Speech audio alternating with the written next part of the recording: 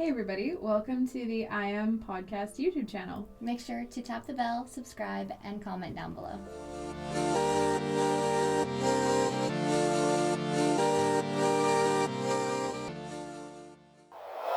Hey everybody, welcome. Welcome back to the IAM Podcast. We have a very, very special guest today. We have Ashley Parks with us today. Ashley, would you like to introduce yourself for us?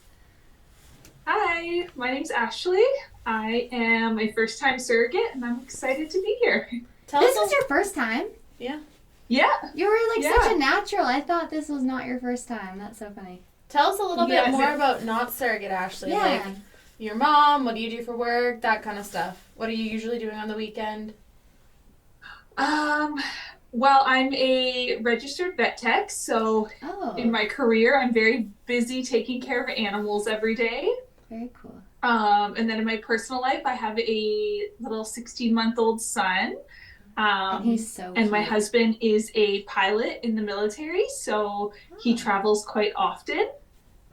And then when I'm not at work, I'm just chasing after my son mostly and taking care of our pets. How many pets do you have? I have a little pug and then 2 rabbits. Oh, wow. Cool. So what kind of practice do you work at? Like, Jer and I are very much like animal people, Yeah. so... Like big animals, little animals? So I work with small animals like cats and dogs. And then we also work with they're considered exotics, but any pocket pets, so like rabbits, hamsters, rats. Oh, okay. Guinea pigs, things like that as well. Cool. Oh my gosh, it's so crazy to think you might work with rats. Like, there are no rats here in Alberta. Well, there probably are rats, but we don't want to acknowledge if there are rats. And mostly we're rat-free. There's a program in Alberta dedicated to keeping Alberta rat-free. Yeah. You can't People love rats here. You can't have a pet rat even in Alberta. There was a news article, I think it was last spring, and it was there was a truck of garbage that came in from somewhere with 14 rats, and it was it was the big end of the world news here in Alberta that we had 14 rats. Ashley, how did you get into surrogacy? Yeah, tell us how you came to us. So I had actually been interested in surrogacy years and years ago, long before I even had kids. And then, because I actually at one point thought I didn't want to have kids, but I thought, well, what a waste of an ability. At least I could give somebody else that gift. Right. But then I learned that it's recommended that you have your own kids. So pushed that out of my head and didn't think about it again until I had my son. Right. And obviously becoming a mom was the best thing that ever happened to me. And it just kind of reminded me, oh yeah, maybe I would like to do that again. And so I started researching it. On TikTok is where I started. That's hilarious. And I actually found a new through a couple, a set of IPs. They were posting videos looking for a surrogate. Right. And that's how I found a new. Oh, how cool. And was that couple your couple? Is that how it came through or no? No, so they actually, they were already matched when I started to talk to a new. But I actually joined for a different couple, but they ended up being matched, and then I found my IPs. Oh, okay, very cool. It's funny how all of that happens, and I remember what was going on at that time, and that there was quite an uproar actually from TikTok, and it's really, I think now that we're where everyone is now, I think it's safe to say more or less actually everything happened for the best. Everybody got the IPs that they should have. It worked out so well for everyone, and how neat it is to really bring it all back to a couple of videos, TikTok. To bring it back to TikTok and social media. Yeah. So once you got matched, share us your story. Yeah. You found your guys. How was your matching call? Our matching call was really good. Well, I should go back to matching a little bit. I was pretty picky about who I wanted to match with. So I think I probably read more profiles than I think the average surrogate reads. I read a lot, probably I don't know, maybe 20 or more. Because I just wanted to have this I don't know, instant feeling. Right. And I got that with the initial couple that I wanted to match with, but they were already matched. So then I was looking through profiles, and then with my current IPs, can I say their names? Yes, of course. Cameron and Fernando. I just felt this vibe with them. So during our matching call, it was so easy to talk to them, super organic. Karen was on the call, and she even commented that she didn't even have to like really direct the conversation at all. We just talked for, I think it was like 2 hours, and we all looked at the clock and we're like, holy, it's been a long time. Oh, that's so cool. Yeah, because there are some instances where you are meeting a stranger, and that is why Karen is there, to kind of help the conversation along sometimes, but it is really cool when she doesn't have to. Well, and sometimes I think like there might be a little bit of a language barrier or some cultural differences that it's just, it takes a little bit of help or knowing how to ask the right questions. And it is a very intimidating moment to meet a stranger and someone who you've read about but you've never seen face to face, and to think about such a beautiful but definitely emotional journey together.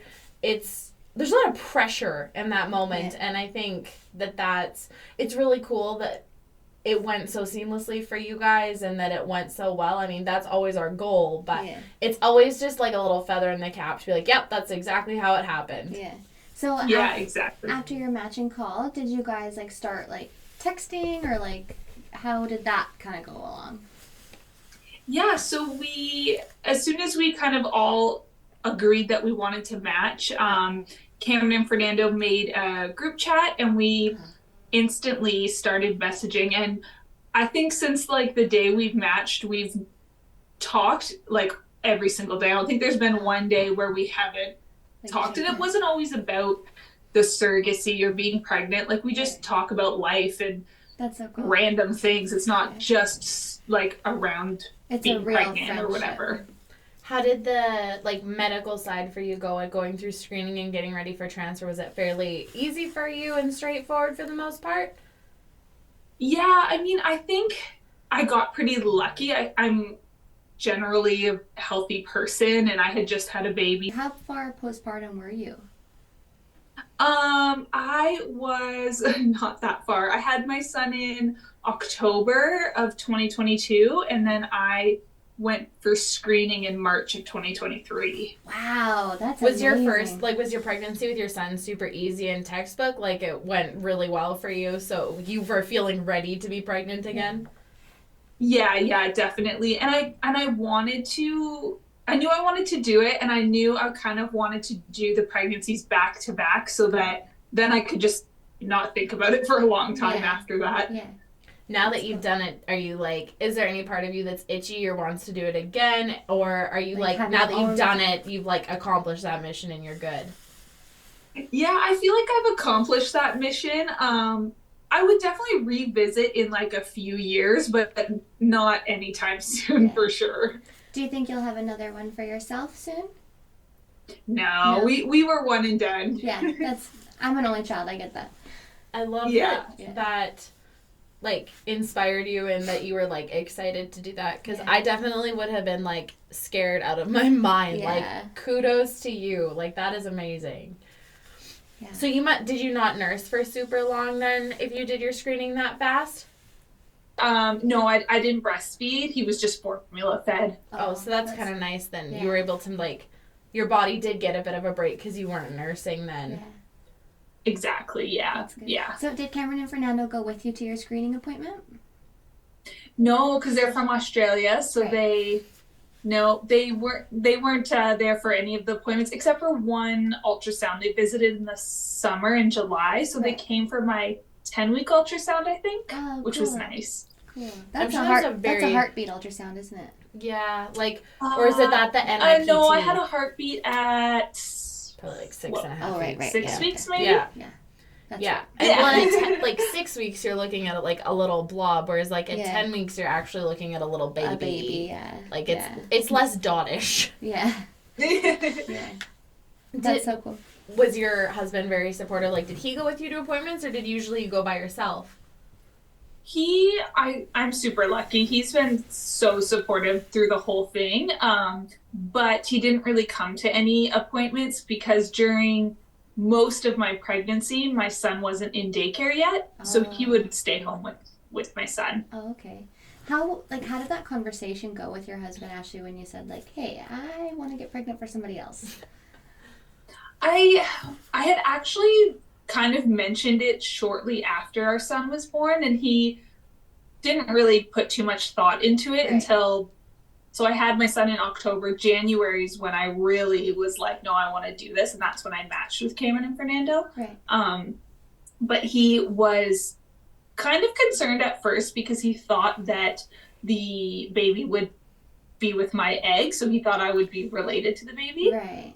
So he was a little apprehensive about it initially, but as soon as I told him that that's not the case, that it won't be my baby, he was totally like, okay, cool, whatever. Oh, that's awesome. We do run into that. I think, I don't know, I don't know what the statistic would be, but I think a lot of men are like, no, you're not doing that.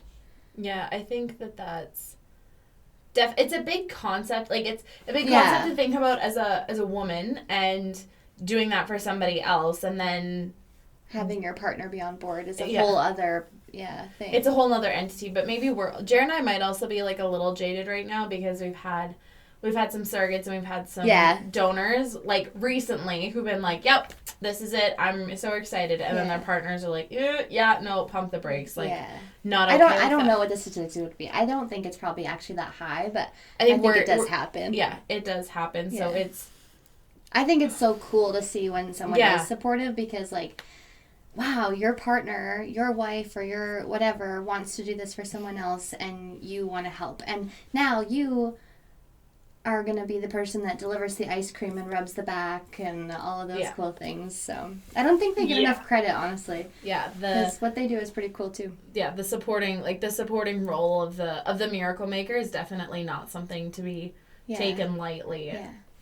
Especially when your IPs aren't close or super, super accessible to do those things, and to go get a Dairy Queen Blizzard or whatever it is, if it's Lime Crush. What was your biggest craving this pregnancy?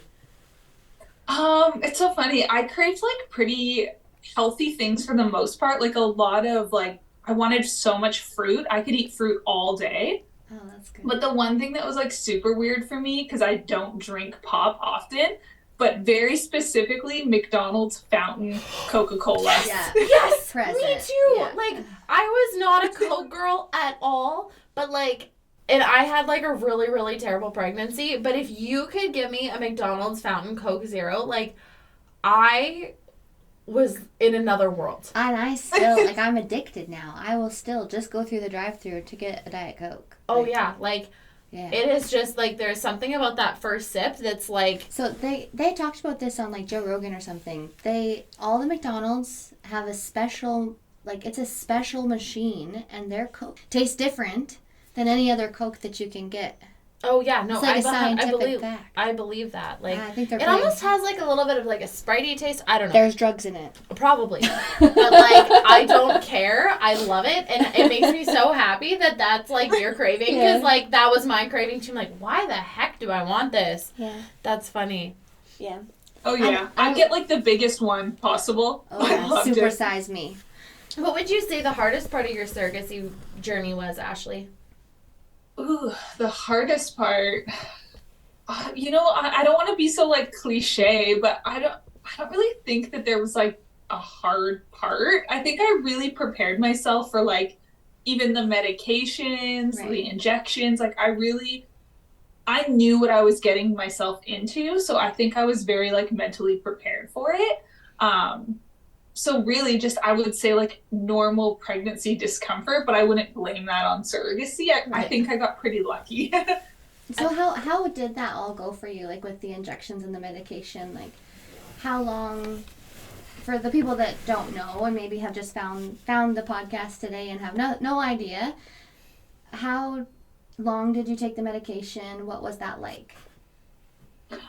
So I started, I guess, 2 weeks before. How long was it? Oh usually gosh, the timeline in my head is all. It's usually about that, 2 weeks before transfer. 2 weeks before transfer, yeah, and then continued until 12 weeks pregnant. Right. So daily injections, pills every day, multiple times a day. I did my injections by myself because my husband is terrified of needles. He wouldn't even like be in the same room while I was doing it. So yeah, I did them all by myself. And that was okay though, like For the most part, no you felt many lumps confident? and too many bruises. Yeah, I had a pretty solid routine. I made sure I warmed up the oil, warmed up, the side that I was injecting. So I got pretty good at it, and it went fine. Of course, at the end, it was getting hard to find somewhere to poke that didn't have a little lump or something like that, Right. but I pulled through. Yeah. Surrogates are just Wonder Woman. Like Seriously. It's I incredible. It's incredible. Truly, I love it.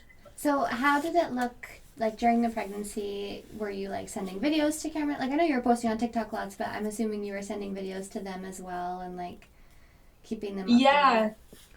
Yeah, Did you so I guys- sent them all kinds of like bump pictures. Anytime I caught videos of the baby moving, I sent that to them. We also had we talked every day in our group chat, but then we had a weekly video call. Oh, So they nice. would see my bump on the video call. Oh, very cool. So then how far before you gave birth did they come? They came at 37 weeks. Oh, okay. Because I had, well, first of all, they're from Australia. So if I went into labor, it's not like they could just hop on a plane and be here in a couple hours. Yeah. But I had my son at 38 weeks Oh. and I had a very fast labor and delivery with him. So they wanted to be here earlier. Right. That's good. So you guys got to hang out because you went to 40 weeks? I went to 39 and 2 days. Wow. So That's I'm pretty so we had time jealous. together. Yeah, that's amazing. So what was that like? Did they stay with you? Did they stay in a hotel? Yeah, so our really good friend who is also in the military with my husband just so happens to be on deployment the whole time that they're here. Oh. So they're actually staying in his house. And then I lent them my car. So they've been using my car while they've been here. So we've gotten to see each other a lot. And they're really close to us, like 5 minutes, 10 minutes away. Oh, that's amazing. How did your son do with like you being pregnant again, and then now there's this new baby that's obviously not his, but definitely been in his life a little bit. But I know he's so young. So how's that gone, and has that been hard on your mama? Hard at all? I don't think he's noticed at all. He also has no interest in the baby. Anytime he sees the baby, he wants nothing. Like, he tries to steal his soother. That's about it. Yeah. But I do think that at the end of my pregnancy, it was hard because I couldn't pick him up as easily. He was always wanting me to pick him up, and I couldn't.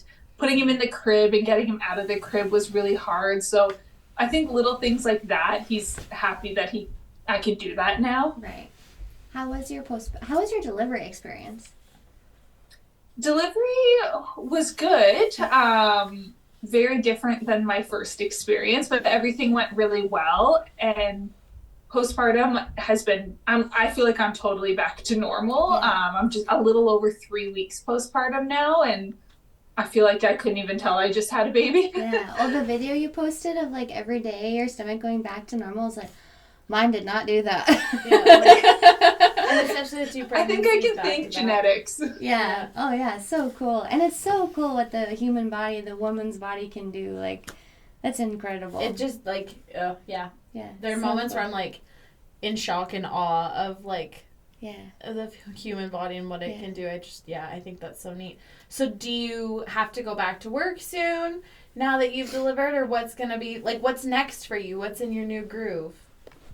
Oh gosh. Well, my doctor, even though I'm feeling great, my doctor won't approve me to return to work until 6 weeks postpartum. So I have another 3 weeks off. And honestly, I don't really know what's next, but back to work, back to regular life. It's going to be weird, especially when they leave and life just goes back to normal. Right? Yeah. Did you work definitely. at all through your pregnancy, or have you just been off since you had your son? No, I went back to work, and I worked right up until basically I delivered. My last day was on the Monday, and I gave birth on the Friday. Wow. Oh, wow. You're And a I would have trooper. kept working, but my midwife suggested that I don't. So Yeah. That's so cool. That's awesome, though, that you were feeling good enough to do that. Like, well, and still, like, have that routine and, not just keep busy. Yeah, I think that's so neat. Yeah. Do you think that's going to be something that you really struggle with, though, when they leave? Like with going back to normal or just not having them here? Well, both. Yeah. I think that I'll really miss them, like hanging out, going for dinner, going for lunch. Like I'll definitely miss having that. But I actually am looking forward to going back to regular life, not pregnant, being able to even work easier without having my big belly in the way. Yeah. Do you have any Australia trips planned? Will that be something your family does in the future, you think? Yeah, we're actually already planning. I think maybe around the baby's first birthday, we're thinking of going to visit. So this time next year. Oh, that'll be so cool. Have you ever been to Australia before?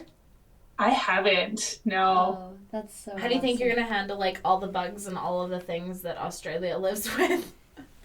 Well, thankfully, according to Cameron and Fernando, that they don't really have a lot of spiders and things where they live because they live right in a city. Oh, okay. But it is something I have asked about, like, is there snakes going to be in the toilet kind of thing? Yeah. Is what I've seen on TikTok actually real? Yeah. It's terrifying. They say no, so I don't know.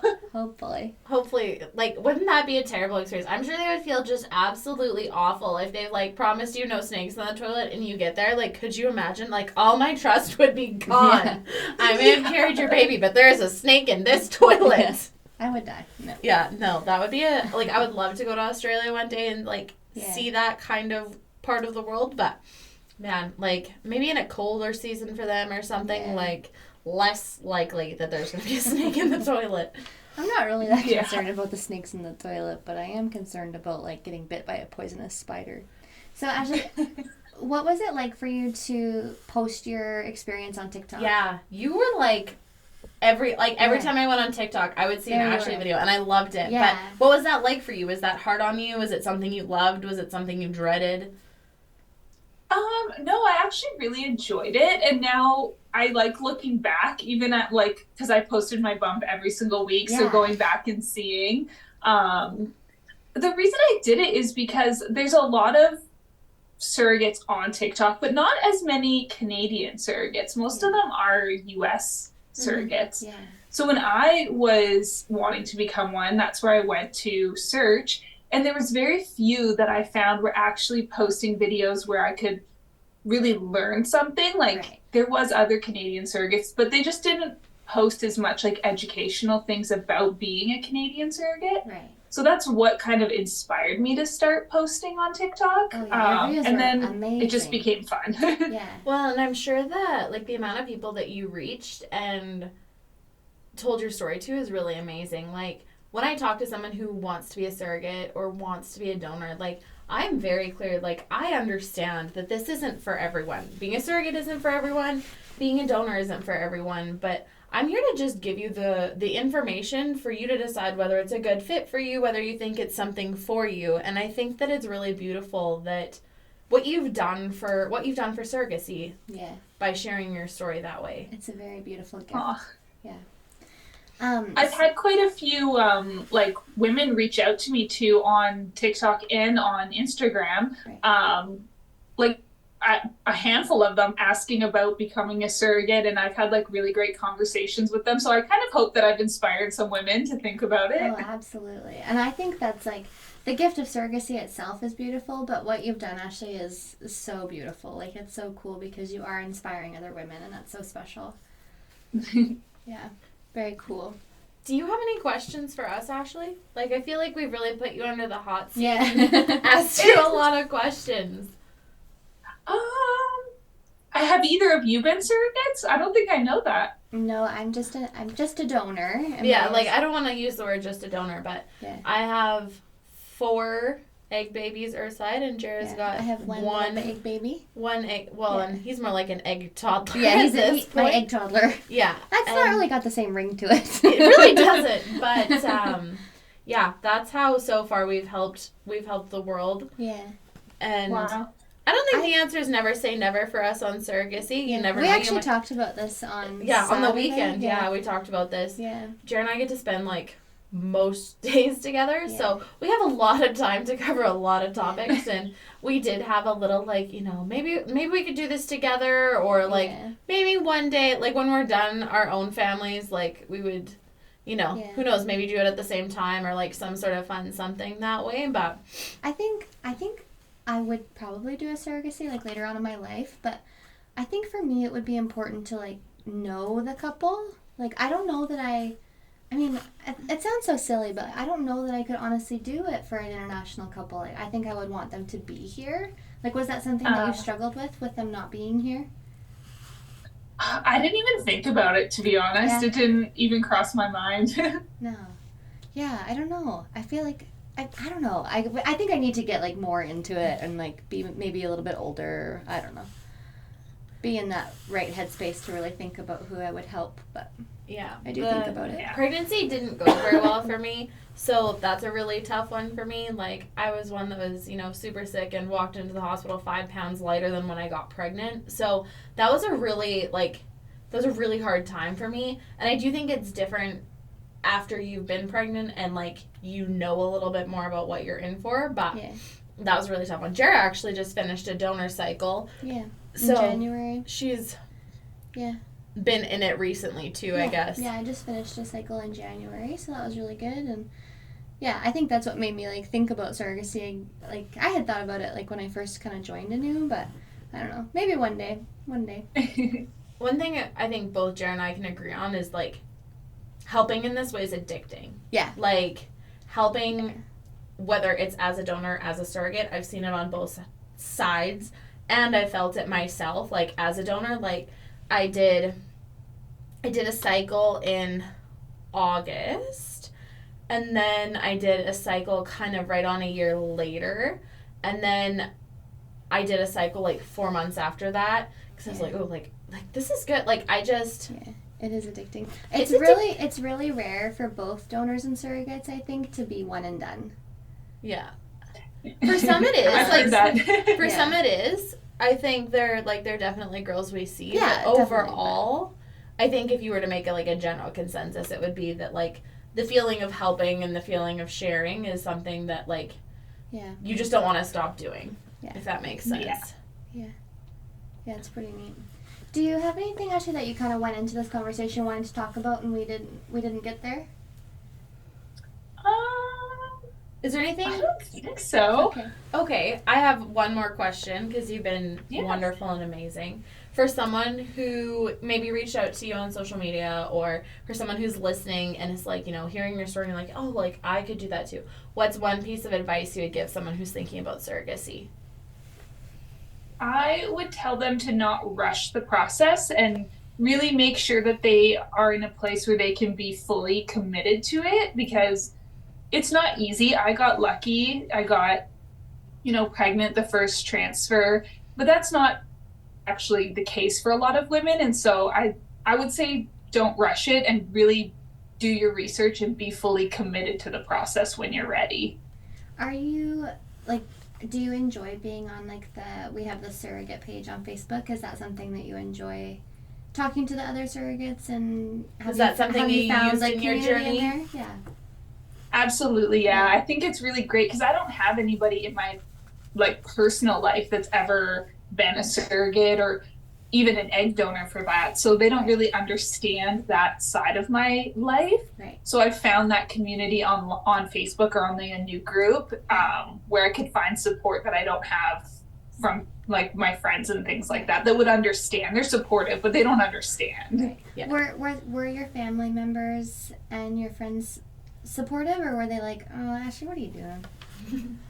They were all very supportive. I'm very lucky. My parents are like probably the most supportive they could ever be. They have loved following the journey. They've met my intended parents, Cameron and Fernando, and the baby a few times. So it's been great. That's really How special. was your hospital experience as a surrogate? Like for the most part, it goes quite well, but I know different times, like depending on hospital crowding and especially through COVID, like who was allowed to be with you and who wasn't allowed to be with you, all of those things. Was that fairly, like, did you get what you wanted that way?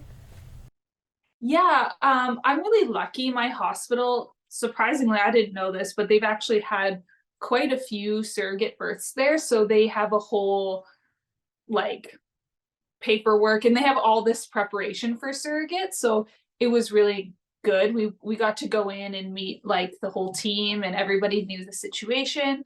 The only thing that kind of was a bummer was that Cameron and Fernando really wanted a birth photographer in there, but they had a limit of only 3 people. So my husband, Cameron and Fernando, we couldn't have the photographer. But other than that, it was really good. Did you guys do pictures together at another moment, or like any bump pictures or any after pictures? Yeah, we did get a lot of pictures. Well, Cameron and Fernando got a lot of pictures. I wasn't taking any. But yeah, we did get a lot of photos, which is really nice, and videos as well. Oh, that's good. I'm glad to like.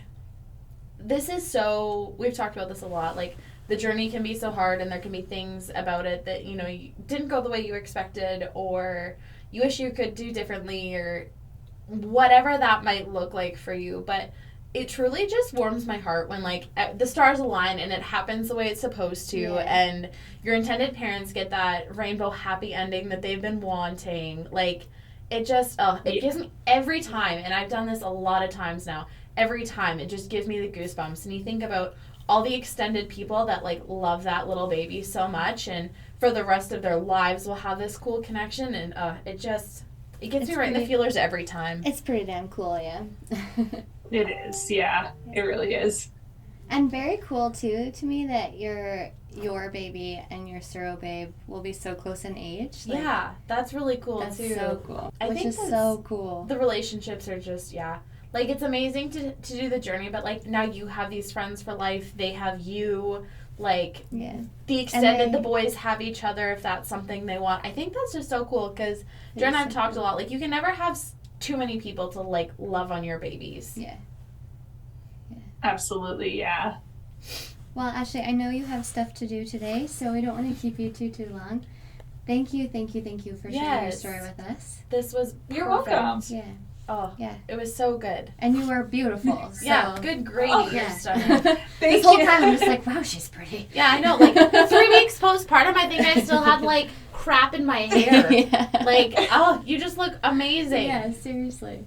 It's because I'm not taking care of a newborn. If I had the newborn, I wouldn't look like this. Well, there's another self for surrogacy. Yeah. Well. Awesome. Well, thanks for chatting with me. Thanks, Ashley. Yeah, Bye-bye. thanks, Ashley. Bye. Bye.